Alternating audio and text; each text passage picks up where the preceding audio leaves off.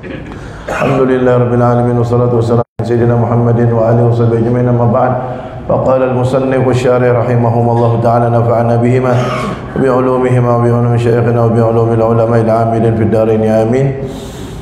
Hadirin hadirat yang dirahmati Allah, pada pertemuan yang lalu sampai kita pada perkataan Sayyidina Abu Bakar As-Siddiq di mana beliau berkata, "Man dakhala al-qabra bila zadin faka'annama rakibal bahra bila safinah." Siapa yang masuk kuburan tanpa bekal, seperti dia mengarungi samudra tanpa menggunakan kapal, pasti akan celaka.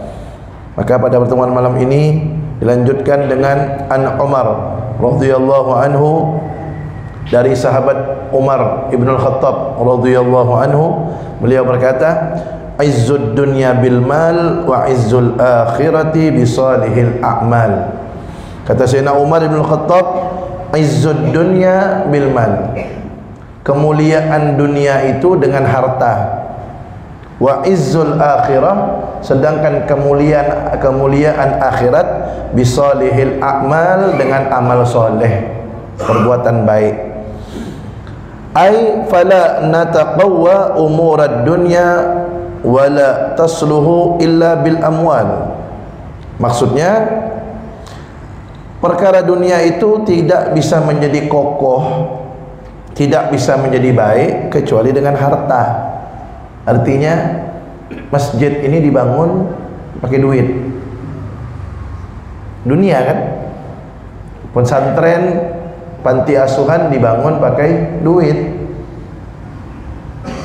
Nah, itu semuanya dunia, tapi dunia untuk akhirat. Dunia untuk akhirat, maka nilainya pun akhirat. Perbuatan kayaknya akhirat, tapi niatnya dunia untuk pujian, riya dan lain-lain, maka nilainya pun dunia, tergantung niat. Makanya banyak-banyak cari duit tidak apa-apa, niatkan untuk menolong agama Allah Subhanahu wa taala, niat untuk bangun masjid, niat untuk bangun pesantren, niat untuk bantu orang-orang yang membutuhkan, nilainya jadi akhirat. Wala tatagawwa umurul akhirah. Tadi itu fala tatagawwa umurud dunya wala taslu illa bil amwal, tidak bakal kokoh, tidak bakal baik umur perkara dunia kecuali dengan harta. Wala tataqawwa umurul akhirah wala taslu illa bil a'malis salihah, dan perkara-perkara akhirat tidak akan menjadi kokoh dan tidak akan menjadi baik kecuali dengan amal soleh. Dan amal soleh itu bisa dunia dijadikan perantaranya. Ya, Nabi Muhammad SAW pernah bersabda dalam hadisnya, "Idza mata ibnu Adam inqata'a amaluhu illa min salas, shadaqatin jariyah aw ilmin yuntafa'u bih aw waladin shalihin yad'u lah." Kata Nabi Muhammad, apabila anak Adam, yaitu manusia, meninggal dunia, semua amalnya putus kecuali 3. Shadaqatin jariyah, sedekah jariyah, sedekah yang pahalanya terus mengalir. Apa contohnya? Nih yang nyumbang bangun masjid ini nih. Setiap orang solat di sini, setiap orang melakukan kebaikan seperti majelis taklim dan lain sebagainya, selama itu digunakan masjid untuk kebaikan, selama itu mengalir pahala untuk dia, walaupun dia sudah berada di dalam kubur. Itu yang pertama kata Nabi. Yang kedua, au ilmin yuntafa'u bih, ilmu manfaat yang dia ajarkan, yang diamalkan oleh orang lain. Dia ngajar ngaji, ngajar orang solat, ngajak orang ke majelis taklim, ngajak orang berbuat baik.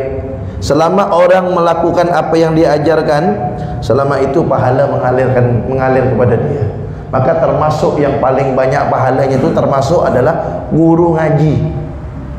Guru ngaji itu, makanya Nabi Muhammad SAW pernah bersabda, "Khairukum man ta'allamal Qur'ana wa 'allamahu." Orang yang terbaik di antara kalian, kata Nabi, adalah orang yang belajar Al-Qur'an dan mengajar Al-Qur'an. Itu termasuk umat Nabi Muhammad yang paling terbaik, kata beliau. Belajar Al-Qur'an, habis itu diajarkan. Itu umat Nabi yang terbaik. Nabi sendiri yang bersabda. Makanya jangan pandang sebelah mata tuh guru ngaji itu. Kadang-kadang orang kan meremehkan guru ngaji. Tak dipikirkan guru ngaji itu. Anak suruh guru ngaji, udahlah guru ngaji suruh datang rumah dia. Kalau dulu kita datang mau guru ngaji, ini guru ngaji datang rumah dia. Habis itu ngasih berhitung luar biasa. guru ngaji tak apa, ikhlaskan Allah Ta'ala, kasih 100,000 sebulan. Kan nak bayar sekolah, bayar kuliah berjuta-juta, dia tak perhitungan, tak terlambat guru ngaji, dan nanti gampang lah guru ngaji. Padahal inilah dia yang menyelamatkan dia nanti ni. Inilah dia nanti yang menjadi anaknya terus mengalir pahalanya kepada dia. Guru ngaji tu terbaik tu. Makanya bu, Pak, kalau bisa kita ngajar ngaji. Ya, ngajar budak kecil ngaji itu jangan disepelekan tu. Itu umat Nabi yang paling terbaik tu guru ngaji itu. Tapi belajar lo kita ngaji, jangan semangat ni nak ngajar ngaji. Dia mesti buta kayu ngaji nak ngajar orang. Belajar dulu. Belajar ngaji yang betul, tajwidnya udah betul, kita ngajar orang. Jadi umat Nabi yang terbaik. Kalau masih belum bisa ngajar yang lain, minimal anak cucu kita sendiri kita ajarkan. Anak cucu kita ajarkan. Ajar ngaji. Setiap, coba bayangkan, setiap dia solat ni, kita ni semua ni, kita solat tu baca Al-Fatihah, baca surah, ngaji, gara-gara siapa? Gara-gara guru ngaji. Berapa banyak pahala guru ngaji kita tu. Makin banyak murid yang diajarnya, makin banyak pahalanya dia. Dia masuk kubur, muridnya solat, baca Al-Fatihah, gara-gara dia kan, ngalir pahala. Setiap muridnya solat, dia dapat pahala. Setiap muridnya ngaji, dia dapat pahala. Kenapa? Ilmu manfaat yang diajarkan oleh apa?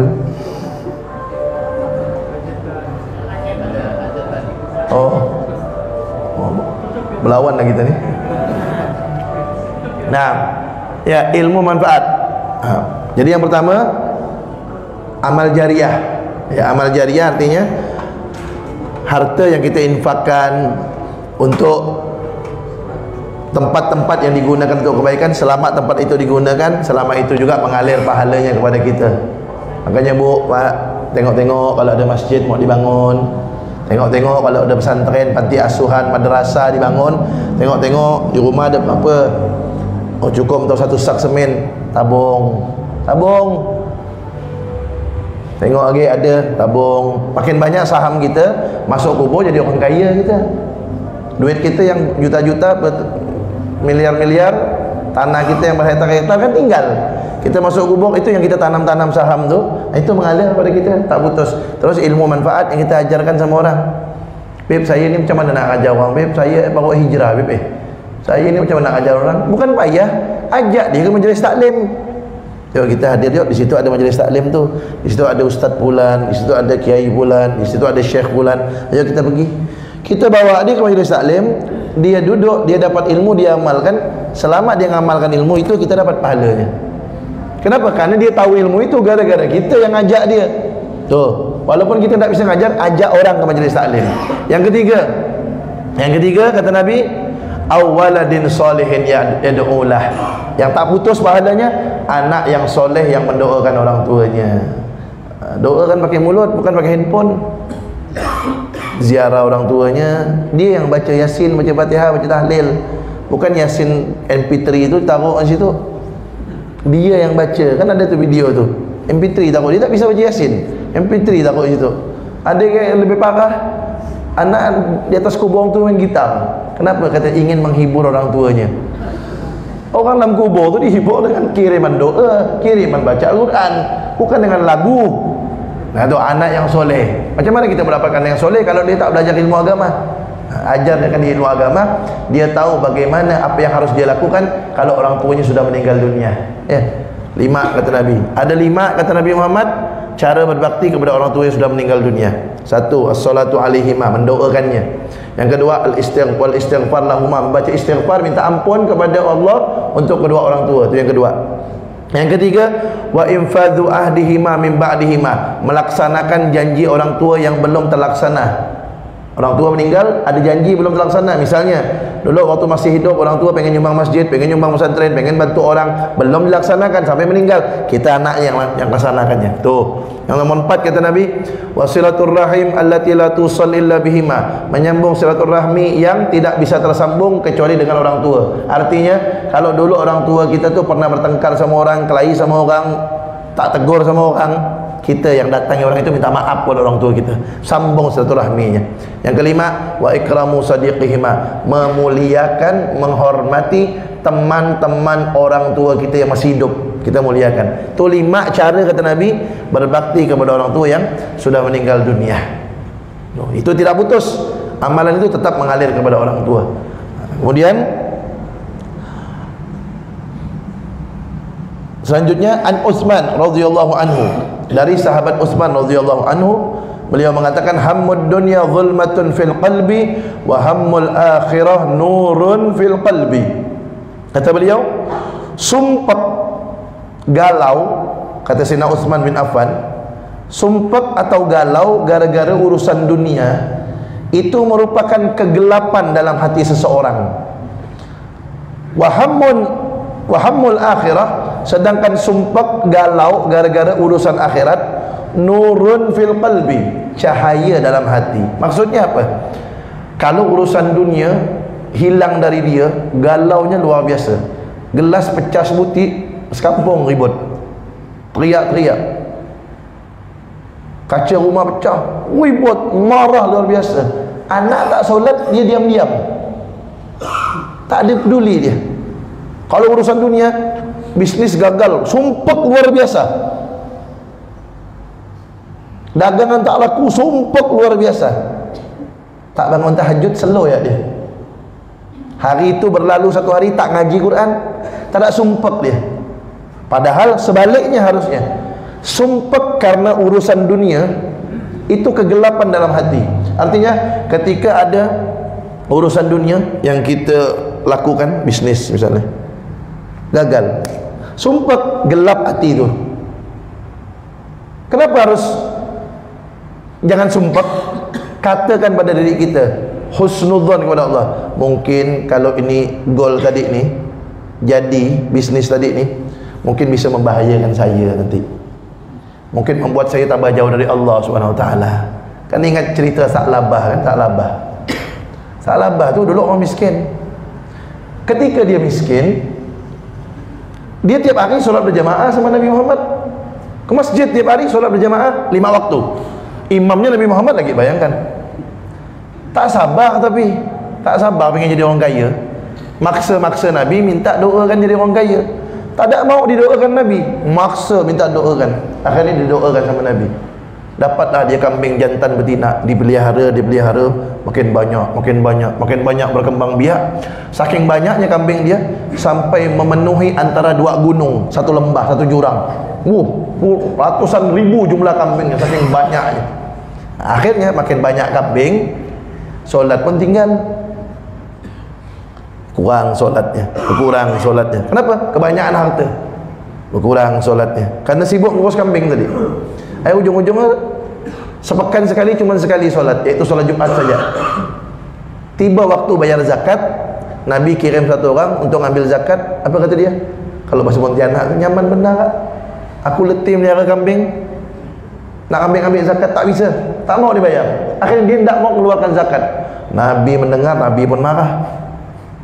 Nabi marah sampai Nabi meninggal dunia, dia belum dapat maaf dari Nabi Muhammad. Akhirnya Sayyidina Abu Bakar As-Siddiq jadi khalifah. Dia minta maaf sama Sayyidina Abu Bakar As-Siddiq. Sayyidina Abu Bakar bilang, macam mana saya mau beri maaf sama kamu? Nabi yang belum maafkan kamu, bagaimana saya mau beri maaf? Akhirnya dia meninggal dalam keadaan su'ul khatimah. Kenapa? Meninggal dalam keadaan belum dapat maaf dari Nabi Muhammad SAW. Gara-gara apa tu? Gara-gara tak sabar, pengen jadi orang kaya. Akhirnya ketika dia dijadikan orang kaya, tak mampu, tambah jauh dari Allah Subhanahu Wa Taala. Makanya ketika kita urusan dunia gagal, husnudzon, prasangka baik sama Allah. Mungkin kalau ini berhasil ni membuat saya tambah jauh dari Allah Subhanahu Wa Taala. Mungkin membuat saya terlena dengan dunia, saya bisa meninggalkan perintah Allah Subhanahu Wa Taala gitu. Tapi kalau urusan akhirat, galau, sumpek, itu cahaya dalam hati kita. Misal besok ni bangun subuh, sumpah, ya Allah, ngapa saya tertahajud tadi, ya Allah, nyesal. Itu tuh bagus tuh. Sumpah gara-gara urusan akhirat, itu tanda hati dia ada cahayanya, hati dia bersinar. Tadi nggak perlu diomongkan sama orang. Pergi ke masjid subuh-subuh, tadi saya nyesal saya tak tahajud nih, sumpah saya nih, tak perlu diomongkan sama orang. Cukup kita sendiri yang merasakan sumpah ya.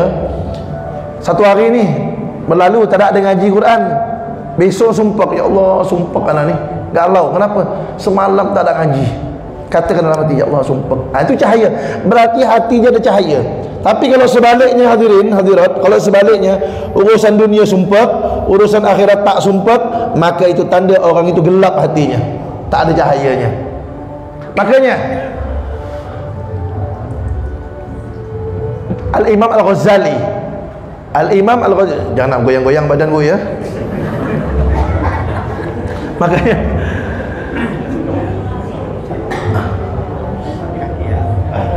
tutup pintu, minta tolong.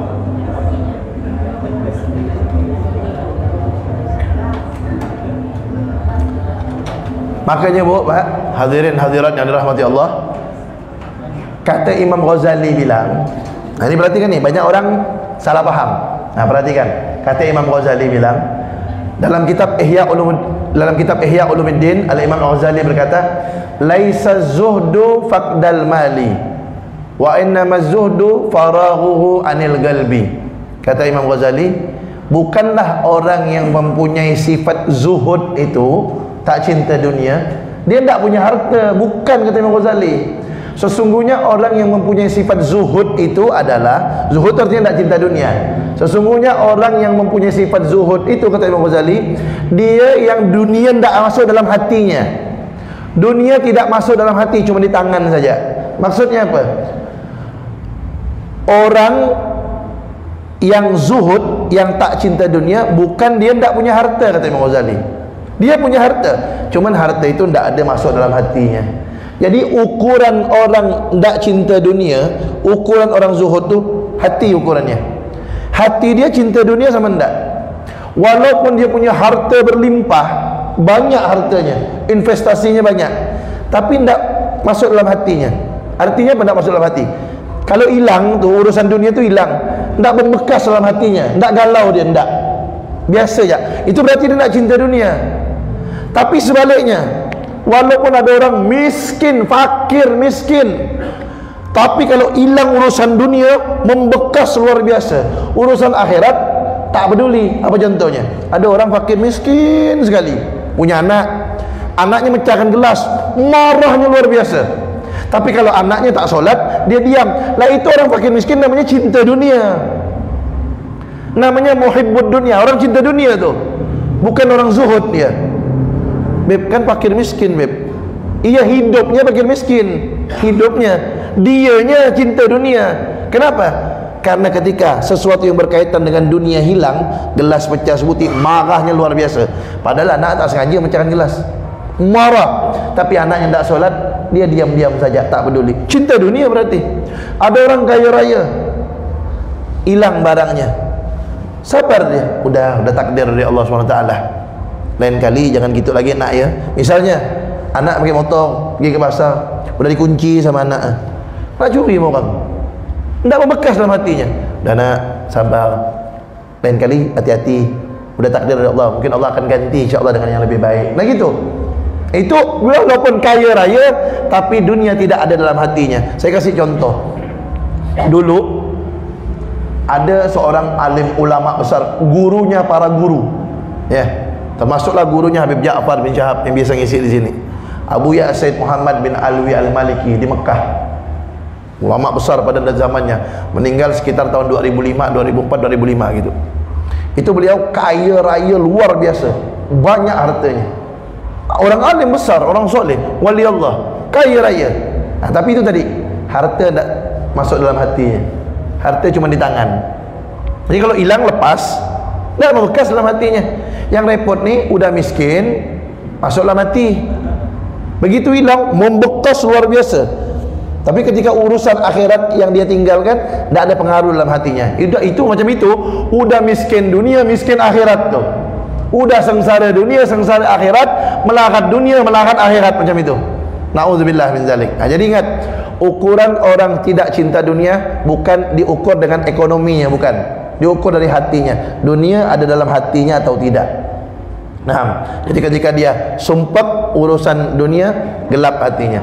Sumpah urusan akhirat, bersinar hatinya. Begitu kata Sayyidina Utsman bin Affan radhiyallahu anhu. Kemudian An Ali radhiyallahu anhu wa karramallahu wajhah, dari Sayyidina Ali sekarang. Sayyidina Ali bin Abi Thalib radhiyallahu anhu wa karramallahu wajhah, beliau berkata, "Man kana fi talabil ilmi kanatil jannatu fi talabih, wa man kana fi talabil ma'siyati kanatin naru fi talabih." Kata Sayyidina Ali, barang siapa yang belajar ilmu agama, berarti dia sedang mencari syurganya Allah Subhanahu wa ta'ala. Semoga kita termasuk golongan tersebut, amin.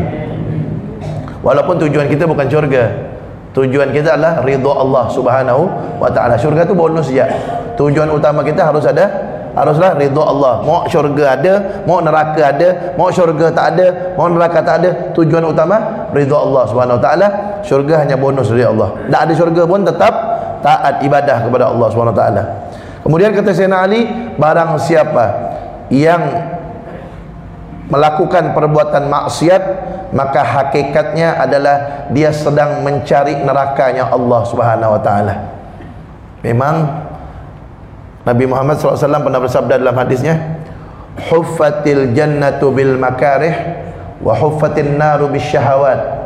Kata Nabi, syurga itu dikelilingi oleh hal-hal yang tidak enak menurut hawa nafsu, sedangkan neraka dikelilingi oleh hal-hal yang enak menurut hawa nafsu.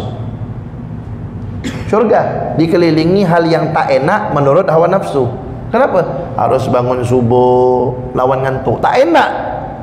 Ninggalkan keluarga, ninggalkan anak istri, pergi ke masjid, susah memang.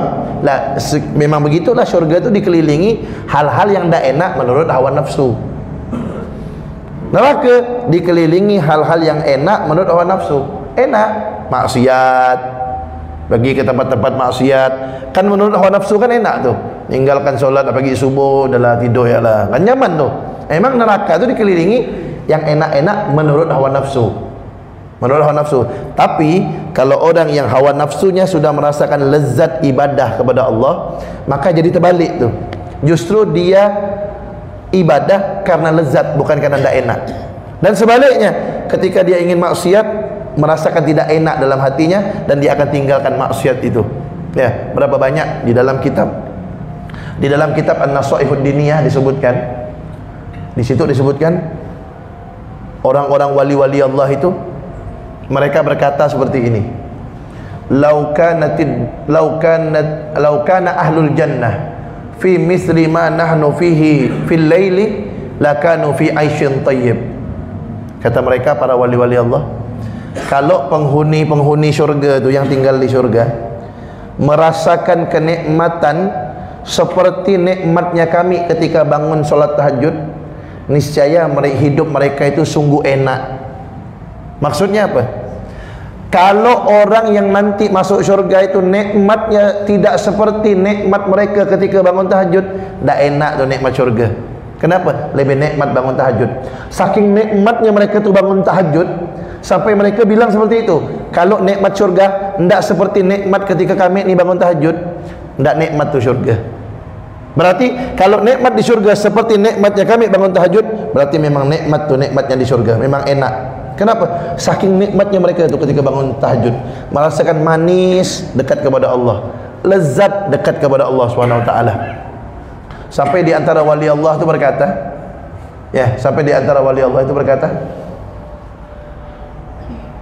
ma ghammani syai'un mundu arba'ina sanah illa tulu'ul fajri. Kata dia, tidak ada yang membuat saya sumpek selama 40 tahun kecuali selesainya waktu tahajud, tibanya waktu subuh. Jadi mereka ketika tahajud itu nikmat, lezat, manis mereka rasakan kepada Allah, bukan terpaksa, manis mereka rasakan. Sampai mereka bilang, saya tidak pernah sumpek kecuali kalau sudah tiba waktu subuh, sumpek saya. Kenapa? Udah habis dah waktu tahajud, sudah habis waktunya bercengkrama dengan Allah SWT. Saking nikmatnya mereka merasakan tahajud tu. Makanya kita yuk belajar tu, belajar yang dirasakan oleh wali-wali Allah tu. Bagaimana kita bangun tahajud tu jangan terpaksa. Bagaimana kita bangun tahajud tu merasakan nikmat manisnya berdua-dua dengan Allah. Makanya kalau bisa kita tu di rumah ada satu ruangan gitu untuk kita mendekatkan diri kepada Allah tahajud. Kalau orang-orang soleh di Hadramut itu, orang-orang soleh di Hadramut, di Tarim, di Yaman itu, mereka itu masing-masing tiap rumahnya ada tempat khusus untuk dia ibadah berdua-duaan dengan Allah. Jadi di situ dia mengeluh, di situ dia curhat, di situ dia menangis, di situ dia tahajud, di situ dia bercengkrama, merasakan nikmat lezat dengan Allah SWT. Maka kalau lebih bagus tu kita di rumah kita tu cari ada tempat kita satu, kamar kosongkan satu, atau ruangan kecil kosongkan satu, kita ibadah di situ. Bangun jam 3, wudu. Memang pertama-tama ngantuk mah mau tahajud tu. Kadang-kadang terantuk kepala kita ke dinding. Saking ngantuk. Tapi kalau terbiasa tak ada. Udah terbiasa tu lezat, nikmat, manis. Bangun maka tidur awal-awal sikit. Macam mana nak tahajud? Tidur jam 1. Tun bola, kaplik, Remi book jam 1. Macam mana nak tahajud jam itu? Kadang-kadang subuh tinggal. Auzubillah min zalik. Jam 2 ngantuk, jam 3 tidur, habis lah hilang subuh. Tidur awal-awal sikit. Jam 10, jam 11 tidur, jam 3 bangun. Hidupkan alarm besar-besar, alarm handphone besar hidupkan. Bangun jam 3, wudu. Anak isteri kita biar lawak tidur. Kita lawak laki-laki bangun. Tahajud, doa, nangis-nangis, minta ampun kepada Allah. Curhat, dah. Selesai, setengah jam kita bawa isteri bangunkan. Sayang, bangun tahajud. Ya Allah, nikmat dah. Sakinah, mawaddah, rahmah. Itulah sakinah, mawaddah, rahmah. Bangunkan isterinya. Sayang, tahajud. Bangunkan tahajud. Tahajud. Bangunkan tahajud. Sayang, tahajud. Tahajud loh. Bangunkan tahajud loh. Tahajud. Habis itu, oh anak-anak bangunkan tahajud. Ya, bangunkan. Biasakan anak bangun tahajud. Nikmat tu, nikmat. Orang-orang wali-wali Allah tu gitulah, merasakan nikmat manisnya tahajud tu sampai mereka berkata seperti itu. Kalau nikmat syurga tak seperti nikmat kami bangun tahajud ni, berarti kurang nikmat syurga tu. Saking lezat dan nikmatnya mereka ketika bangun tahajud itu. Nah, kemudian terakhir, ai man ishtaghala fil ilmi nafi', kata Imam Ali. Maksudnya tadi itu disyarahkan oleh Imam Nawawi. Maksudnya daripada perkataan Imam Ali itu, kata Imam Nawawi di sini, barang siapa yang sibuk belajar ilmu manfaat, ya mudah-mudahan ini termasuk nih ilmu manfaat yang kita kaji pada malam ini. Ini kata beliau, barang siapa yang sibuk dengan belajar ilmu yang bermanfaat, alladzi la yajuzu lil baligh al-aqil jahluhu, yang tidak boleh bagi orang yang berakal yang baligh untuk tidak mengetahuinya, yang harus diketahui oleh orang yang berakal yang baligh. Maka yang belajar ilmu seperti itu, fil haqiqah talibal jannah, sebenarnya hakikatnya dia sedang mencari surganya Allah Subhanahu wa taala. Wa li ridallah taala, dan hakikatnya sebenarnya dia sedang mencari ridha Allah. Jadi apa yang kita lakukan duduk di majlis taklim, hakikatnya adalah sebenarnya kita sedang mencari ridha Allah, sedang mencari surganya Allah Subhanahu wa taala. Kita datang sini ni cari apa kita? Cari makan. Mana ada makanan? Cari apa kita? Tak ada kan? Cari jabatan, tak ada jabatan. Dibagikan duit, tak ada duit sini. Tujuan kita memang satu, untuk mendapatkan ridha Allah, syurganya Allah SWT. Wa man kana muridan lil ma'siyah, dan barang siapa yang menginginkan atau melakukan maksiat, maka kana fil haqiqah taliban linnas, sehakikatnya dia sedang mencari nerakanya Allah Subhanahu wa taala, wali sukhtillahi taala, dan hakikatnya orang yang melakukan maksiat dia sebenarnya sedang mencari murkanya Allah Subhanahu wa taala, mencari neraka dan mencari murkanya Allah Subhanahu wa taala. Mudah-mudahan kita dijadikan orang istiqamah, hadir majlis taklim untuk mendapatkan ridha Allah dan syurganya Allah Subhanahu wa taala. Ini semua bukan kehebatan kita, hadirin hadirat. Kita duduk di sini bukan kehebatan kita. Ini kasih sayang dari Allah. Allah pilih kita, Allah gerakkan kaki kita, Allah ringankan hati kita untuk hadir di majlis taklim ini. Ini semua hidayah, taufik dari Allah, pertolongan dari Allah. Mudah-mudahan ini selalu dijaga oleh Allah untuk kita semua, dan anak cucu kita semua diberi taufik hidayah seperti ini oleh Allah Subhanahu wa taala. Wallahu alam bissawab. Kita dengarkan azan dulu.